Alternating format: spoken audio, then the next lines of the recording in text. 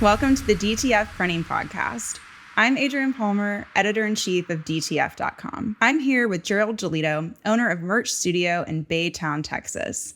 Today we're talking about going viral on YouTube, transitioning from screen printing to DTF, and expanding to a second business. Hey, Jerald, thanks for joining me. Hey, thanks for having me. Yeah, of course. Okay, can you give us a little background? How did you start in the apparel decoration industry? All right, well, we started in 2020. It wasn't actually me that started it. It was my son. He's graduated from college, computer science, and this was like in the middle of the pandemic. My wife, myself, and our daughter moved to Houston, and he got left in Midland. And so, he was working, but he was bored all the time. So he started doing TikToks and he went viral, got a couple of thousand, I think 20,000 subscribers by August. Oh, and before that, around July, when he had maybe like 10, 15,000, a cousin of mine who was doing Amazon selling at that time, she said, we start, working an e-commerce angle, maybe sell t-shirts. And when she showed us our sales, that kind of convinced me. I was like, okay, we'll do it. And then I talked to him about it. And we were thinking, he needs to reach 100K before we open a merch store.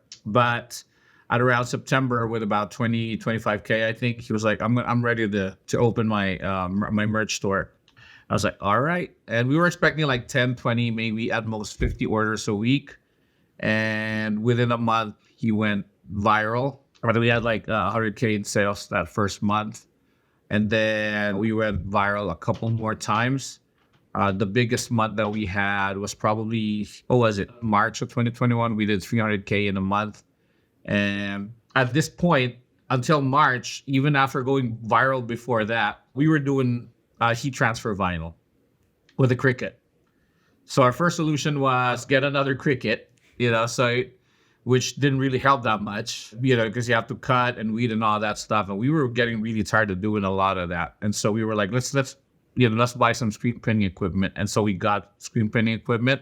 And screen printing is great, but we had more than 100 designs at that time, maybe 150 designs. And we quickly realized that, we can't print 20, 50 shirts of each design, because we're going to be spending like 30K just for the stocks. And so we started looking for alternatives. We were looking at white toner. We were looking at sublimation. We were looking at all that stuff until finally we got to direct to film. And I am so thankful that we did direct to film. Oh my God. But the white toner, I've heard so many, I'm not going to talk about that, but there's been a lot of challenges with DTG and white toner. And, some of my friends are complaining about that. And I'm not talking bad about that, But I'm just really happy that we got into DTF. So we started doing DTF, and we got to the point where we were efficient enough that the printer wasn't printing all day. And so we were like, all right, what are we going to do with all this extra time that the printer's not printing? And that's when we started Merch Studio. That was January of last year. We were thinking about it around, I think, September, October of 2021.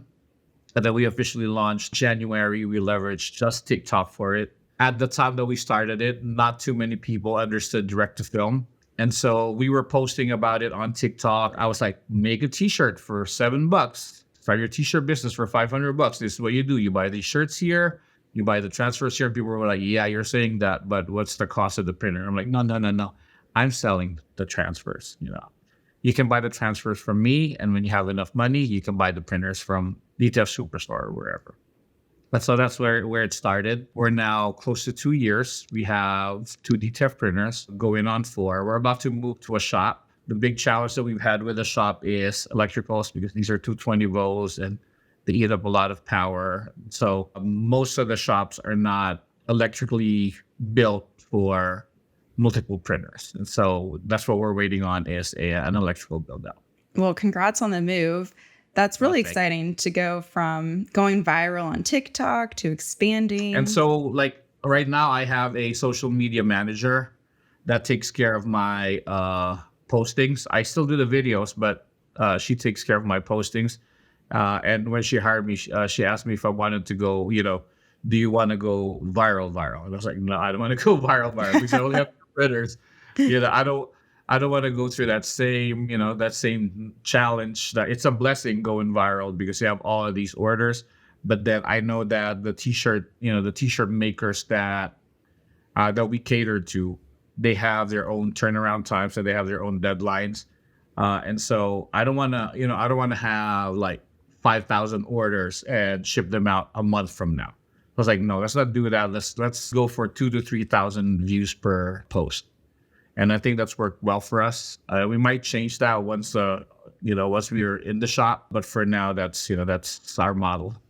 All right, let's go back to the TikTok account and maybe even the post that started it all. What was the content? Were you just filming the prints, the final product? What did that look like? You're talking about the ones that went viral for the t-shirts? Yeah. Okay, so just a brief background. When my son started doing that, he was buying $1 water bottles from Walmart and painting them like, Avatar, Last Airbender stuff, or anime designs. And he had this very 2D, very toned down art style that people kind of like, because, in anime it's mostly like this, like over the top designs, and he was doing like low key stuff with it. People like that. And they were like, I want to buy that, start selling that. And so when he started selling it, that's when it popped off. And it was crazy for a little bit. And it was just him showing the designs, giving a little voiceover about what he's doing. So it's pretty much what most people do now. But at that time, TikTok was so much easier in 2020, for sure. But he was also one of the first few people, I think, that was selling shirts on TikTok. It's why too. So yeah, it was just like, your typical t-shirt post. Of course, he's showing his personality, because people really don't, in reality, people don't buy your design.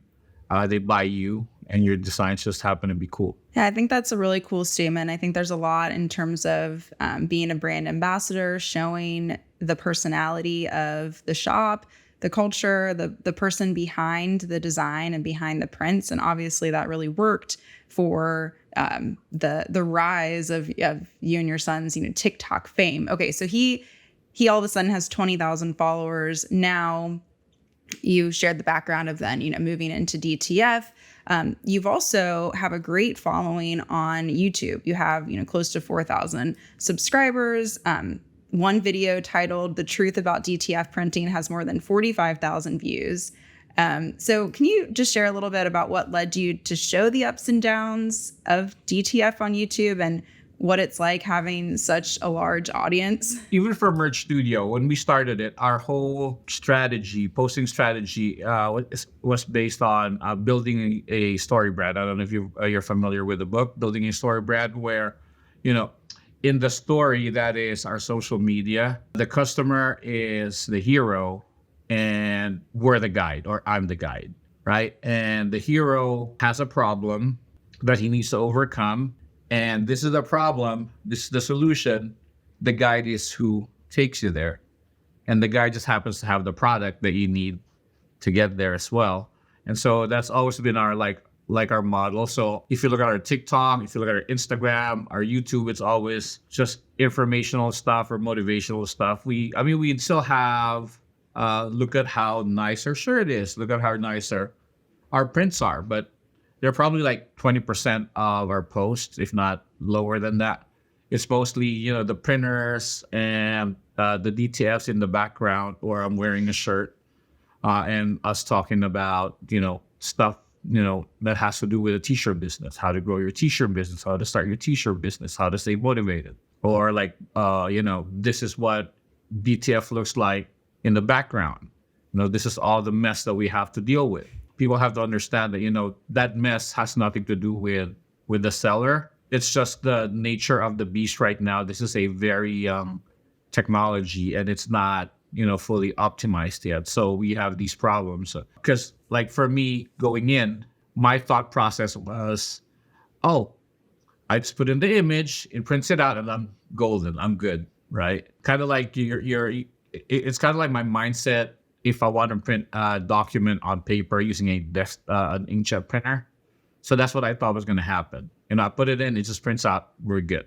I bit off a little bit more than I can chew, but I've always had fun tinkering with things. I used to teach robotics before going full time with this. And so a lot of the stuff that I enjoy, I'm able to apply here. So I'm okay with like changing the main board or replacing the print head or, all of the stuff that you see on YouTube. Because as much as DTF is a lucrative and profitable business, if you know what you're doing, there's a huge learning curve and there's a lot of frustration that you're going to be, facing. And nobody seems to want to show that on YouTube. So I was like, there's going to be a lot of people spending 20, 25, 30, $50,000 on a printer, and a month, 2 months down the line, they want to burn their printer. So I was like, let's show that to the people, that side to the people, and hopefully be able to help people out too along the way. Yeah, you're so helpful to people who are just getting in.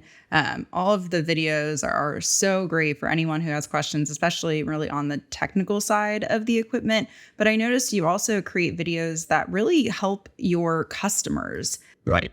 And you kind of mentioned, the customer is the hero based off the book that you read and the process that you are the guide and they are the hero. Having those videos on your website and on YouTube, how has that helped with the customer experience and building your brand in general? Oh, it's helped. I think it's helped immensely on both ends. And I know that a lot of people now are saying on social media, educational content or story-based content does not work for sales, but it has worked for us so far. I mean, I'm full-time in the business. My wife's full-time in the business. My son's full-time in the business. So that has helped us definitely grow to about, I think we're at like mid 5 figures a month now in revenue. That's for us. And on my social media, I'm always transparent about how much we're earning because I'm a firm believer that everyone should know so that people that are making more than me can say, oh, you know what, or, we're doing really good. And people that are not quite making as much as we are yet can have something to, pursue. Because if I can do it, I'm pretty sure that, everyone can do it. It's just a matter of time and effort. That with regards to the customers that we have, definitely going that route has helped us gain their trust. And we do everything to, not just gain it, but keep it as well. But at the same time, the t-shirt business is a tough business to get in.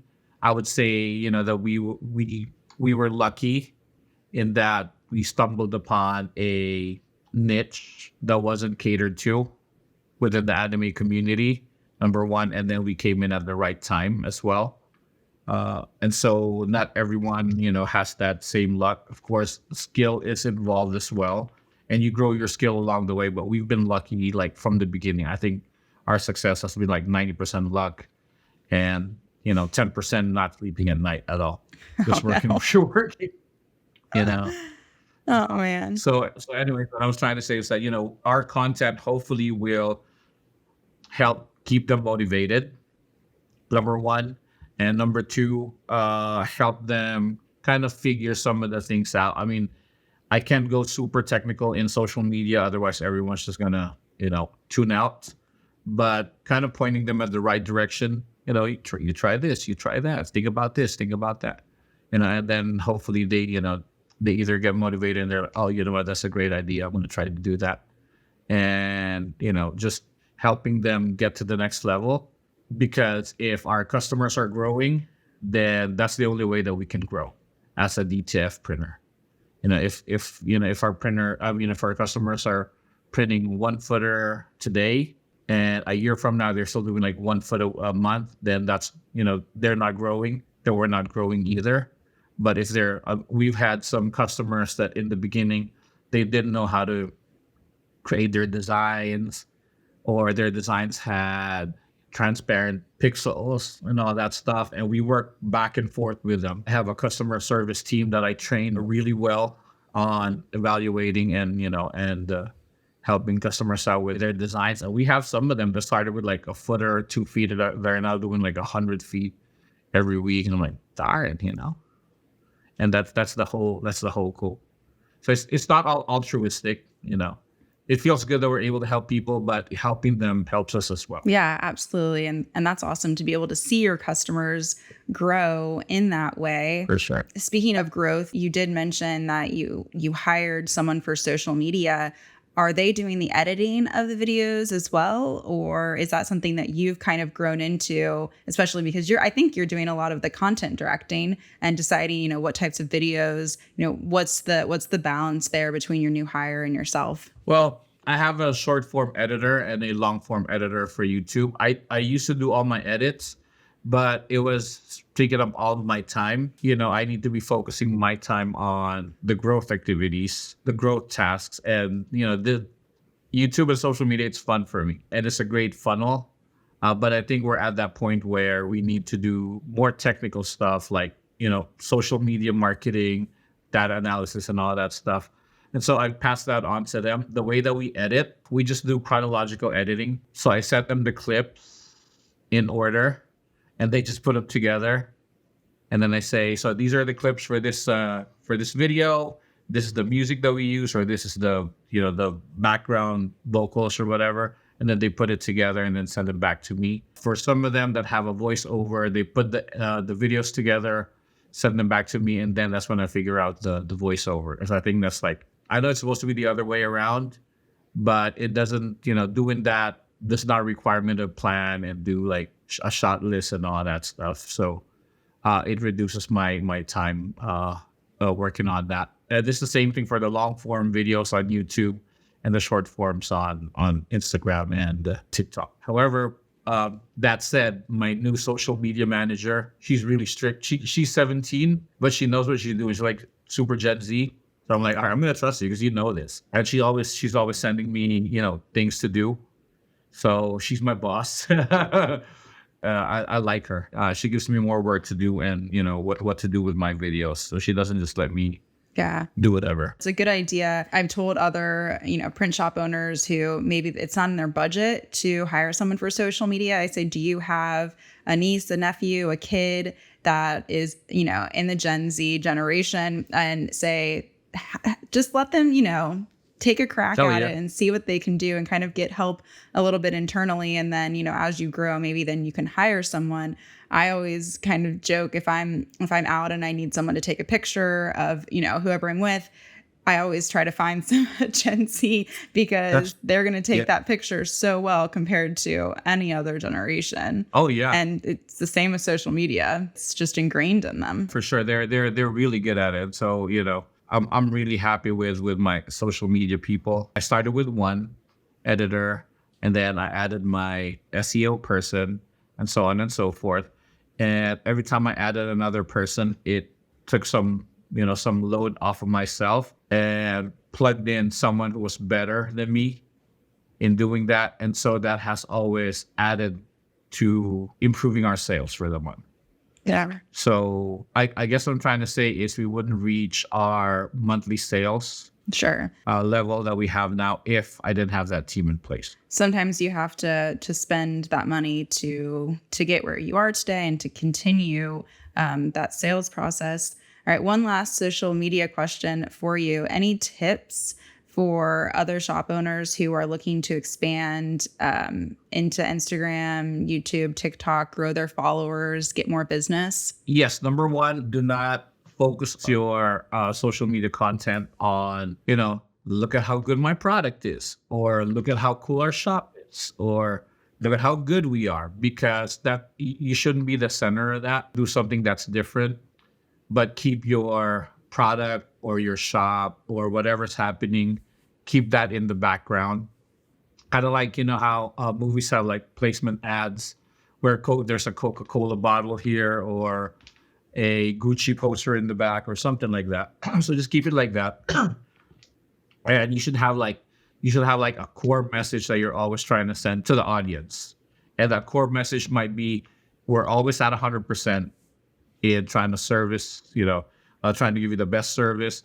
We're always working hard and making sure that your prints come out great. But you're not necessarily saying it, but all the visuals are sending that message. Absolutely. Find your differentiator. Don't just, throw the product into their faces all the time, but make sure that they still know what you do and how you do it, for sure. And then make sure that there's like your personalities showing, because that's what they're going to relate most to.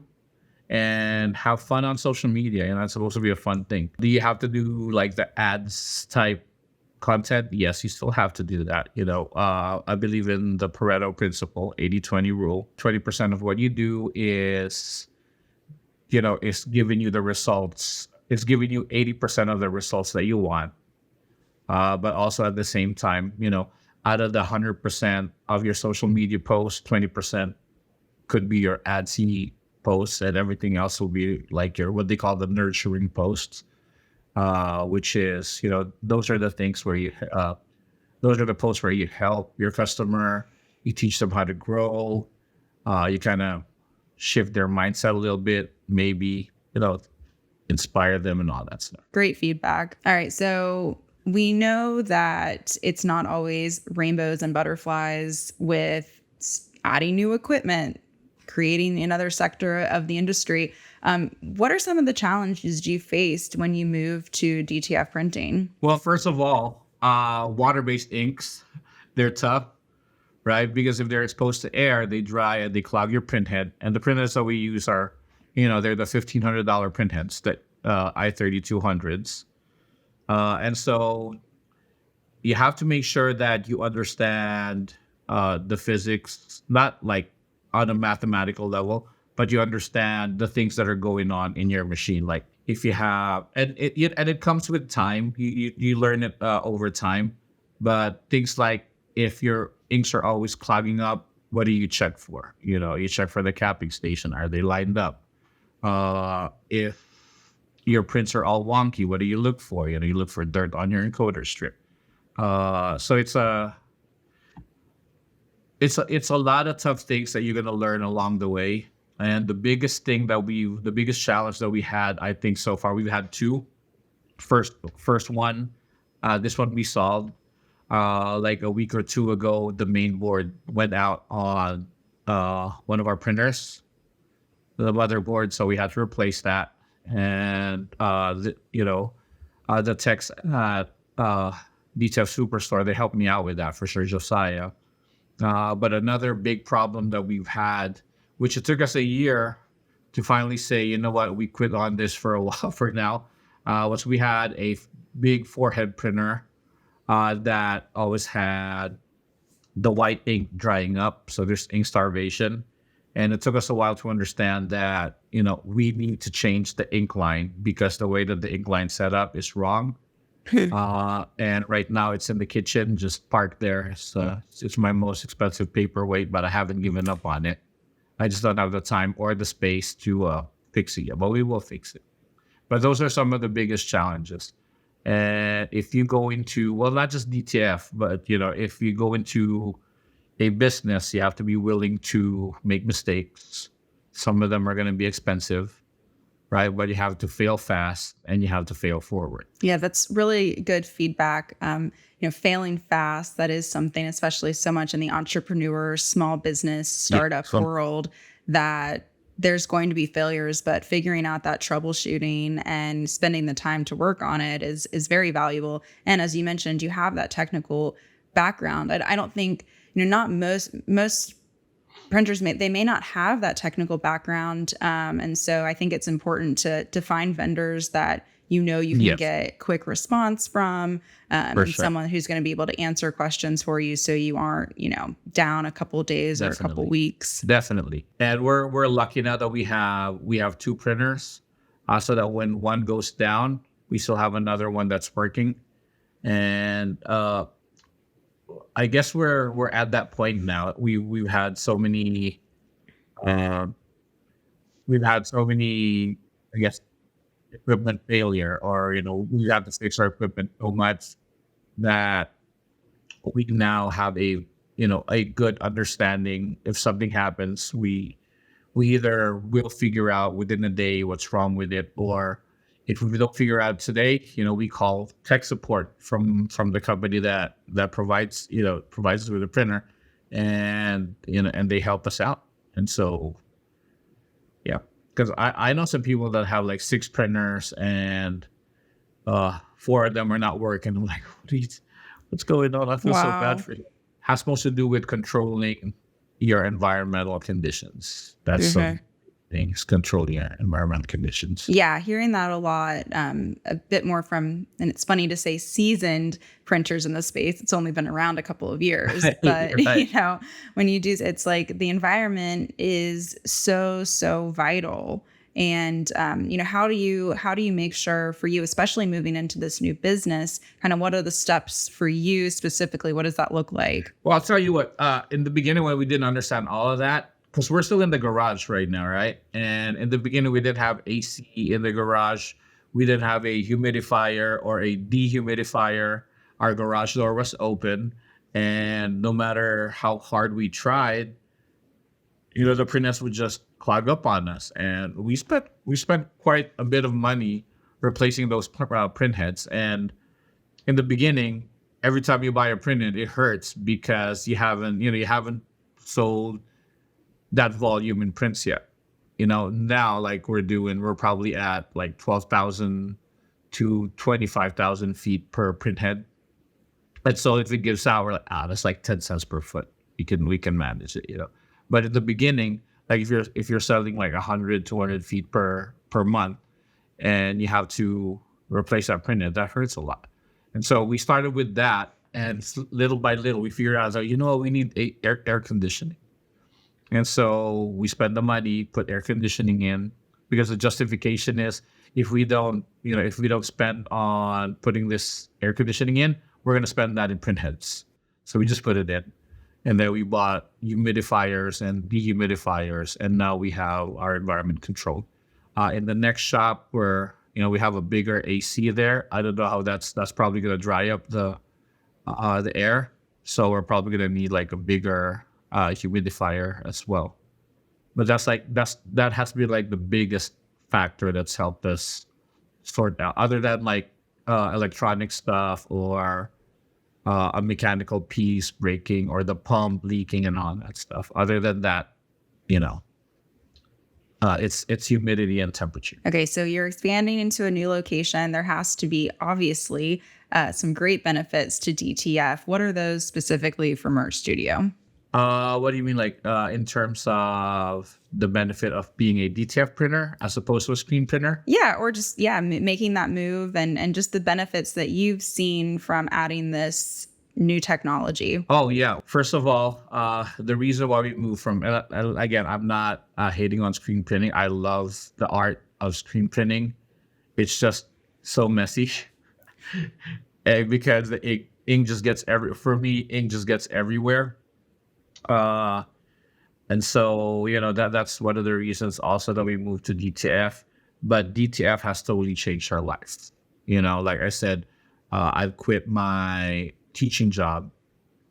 I've gotten to the point where, I was able to replace my income as a teacher.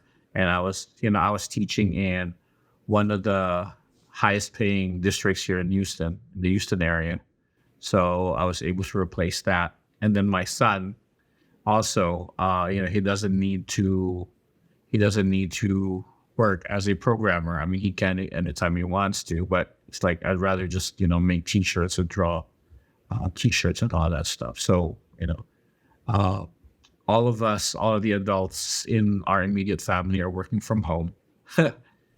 And it has given us a lot more control over our time and how we spend it. Of course, in the beginning, it was like, 23 hours of working. But over time, you build your system. And now we're at that point where, like, we start printing at 9, we stop at 5. And we still get everything out, So you were used to a semi 9 to 5 job, but you were going into work. Yes. You were a teacher. Now that 9 to 5 is happening, but it's with your wife and your kid. Uh-huh. How has that transition, either, impacted your family as a whole? Oh, it's been really fun. It is a 9 to 5, but It's different when you're working for yourself. I can go up to midnight, 1 a.m., 2 a.m. without complaining, working in merch studio or Carasso or t-shirt prep. I can do that because you know that you're growing it for the family. In a 9 to 5, if you were, if you were working for someone else and you had to do 14, 16 hours, oh man, that's really tough. So that's the big differentiator there. And DTF has really opened a lot of doors for us. We are at that point where we're like, do we want to go this way? Do we want to go this way? And all that, oh, shiny object here, shiny new object, shiny new object here. And we're at that point where we're like, all right, we got to slow down and focus on the one thing that we're going to do. And once we get to that point where we position ourselves to be the one person for that one thing, then we can expand. Yeah, there's definitely power in finding your niche and saying no to certain things that are just going to maybe distract you from your main goal. But then as you grow and grow and grow, then you can reach out to those other things and maybe hire more people so you're not the one solely focusing on those growth aspects. I agree. Where do you see DTF in the next, couple years? I think it's just going to get better and better. We're at that point now where like our prints, if it's not like full on like this, if it has a lot of negative space, you can't even tell the difference between a plastisol transfer and a DTF transfer. I think it's going to get to that point where, you're not going to be able to tell the difference between screen printed and DTF. I think that's where we're going with the technology. And I know that it's going to get easier and easier over time as well. I think it's going to get to the point where eco-solvent printing is, where it's like pretty smooth, not that many issues, especially like with Mamaki, how Mamaki just came out with some DTF printers that are virtually maintenance free. That's gonna make the other manufacturers step it up a bit more and make better printers as well. So it's gonna get easier. But then again, if it gets easier, then a whole bunch more people are gonna come in and start doing it too. And there's gonna be a price war. And I'm not looking forward to that. But if you're first to market and you have a unique selling proposition or a unique selling point, then people will come to you regardless of, whether you're a little bit higher price, reasonably higher price than other people. Yeah. I mean, in the apparel decoration industry, everyone always says, there's business for everyone. Oh, yeah. But I agree with you that as the technology enhances and the hand feel gets better, the quality is there, more people will be moving to DTF, and it's finding your differentiator, finding your niche. And I think for those who are in the business now, it's doing what you're doing, which is connecting with your customers in a unique way for you, that social media, right, and creating content that not only helps other printers, but helps your customers, which other printers can be your customers if they're purchasing transfers from you. So, agreed. Yeah, I mean, I think that's what is so important for doing. If you're in it now, find that niche. Like you've done. For sure. I agree. And it's, I'm pretty excited about the future, to be honest with you. I'm really, really excited. DTF has made making t-shirts so accessible for everyone. And, as the printing process itself gets easier and as more printers come in, we'll also have more people wanting to make their shirts. Like I say in my social media, we're not competing against each other as small printers. Whether you have 2 printers or 10 printers, we're not competing against each other because there's like 8 billion people in the world, and even if I wanted to, I will not be able to provide all the t-shirts that those 8 billion people will need throughout their lifetime. I tell them I share all these stuff that we do and that we go through and all these tips to the printers, even though you're not my customers, because if, sometimes DTF gets a bad rep because there are, and I'm not, and we were there at one point too, you're going to have some beginner printers that haven't mastered their craft yet that start selling DTFs that are super thick.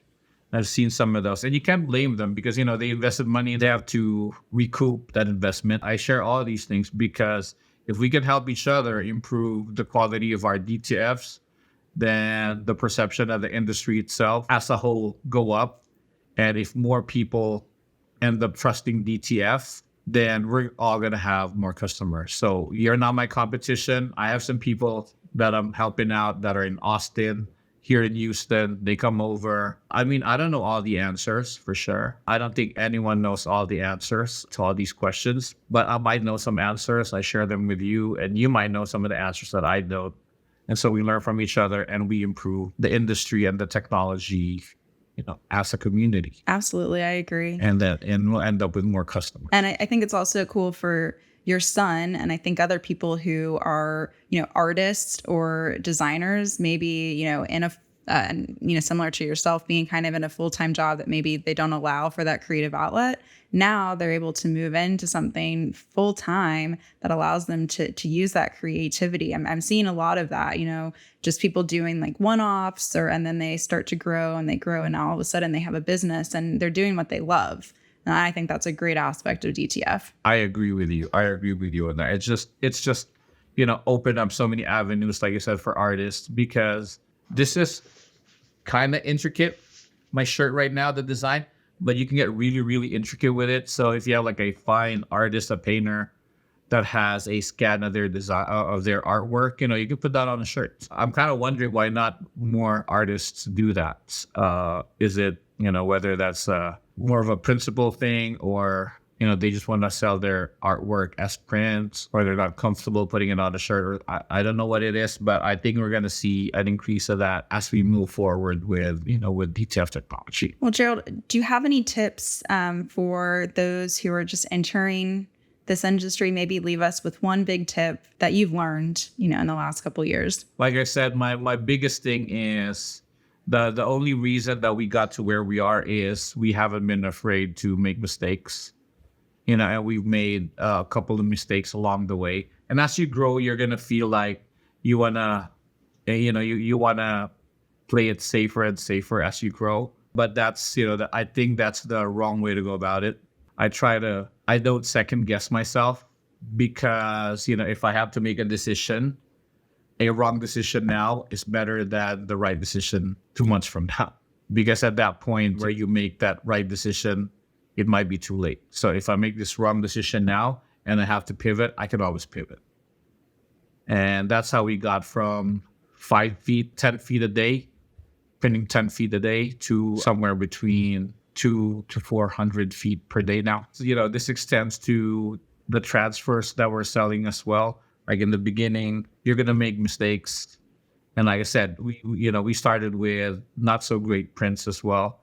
But if the customer complains, I don't care if it's a $10 order or a $500 order. If we have to reship it, we're going to reship it, because keeping that reputation that we're taking care of you is more important than that 500. I mean, that 500 hurts, but losing that customer will definitely hurt more. If you make a mistake, fix it, move on, try not to make it again, and then keep on making, different mistakes and keep on learning from them. Great feedback, Jerald. Thank you so much. Okay, we talked a ton about social media, so it would be a disservice not to tell our listeners where to find you.